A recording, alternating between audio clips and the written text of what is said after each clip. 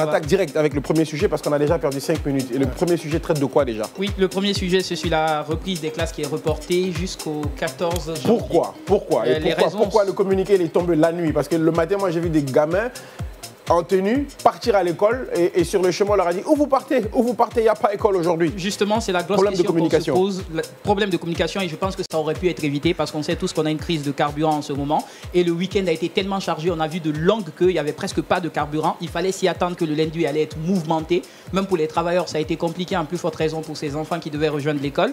Mauvaise communication au niveau du ministère de l'Éducation parce qu'on aurait pu anticiper.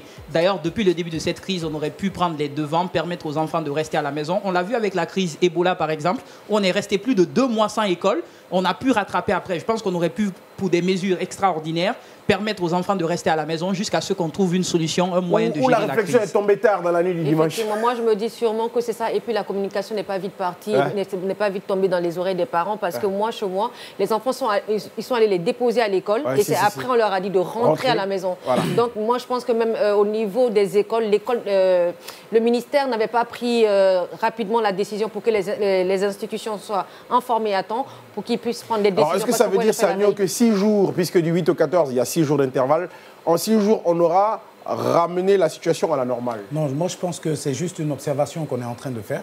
La situation très difficilement reviendra à la normale. Hein. Là, excuse-moi. Pourquoi prendre 6 jours de plus alors? On aurait pu prendre même pour 2 semaines. Non, quand on est ceux qui... On prend 6 jours pour observer, voir qu'est-ce qui va se passer. Si on voit que la situation n'a pas pu être allégée, donc là, on augmente, on prend des dispositions qui sont un peu plus grandes pour pouvoir solutionner le problème. Mais c'est quand même très dur parce que moi, par exemple, la note m'a trouvé ce matin à l'école. J'étais à l'école, on me dit « Ah, mais tu es là, mais qu'est-ce qui se passe ?» Je dis « Non, je ne suis pas au courant. » Il devait quand même prendre des dispositions, bien que Internet soit défaillant, mais au moins par SMS, aviser les DCE. Ou un communiqué télé. Justement, un communiqué télé, parce qu'il y a la RTG qui marche, même si nous, en quelque sorte, on est censuré sur le canal, où les parents partent souvent prendre de l'information fiable. Tout le monde d'ailleurs. Et imaginez, surtout aujourd'hui, c'est parti pour encore une année scolaire boycottée, parce que faire encore 6 jours, on a eu des congés après 6 jours. Et cette crise qu'on traverse aujourd'hui est très longue de finir. D'accord. Parce que là, on parle d'un réserve de carburant qui est parti. Voilà, d'une réserve de carburant qui est carrément partie en fumée.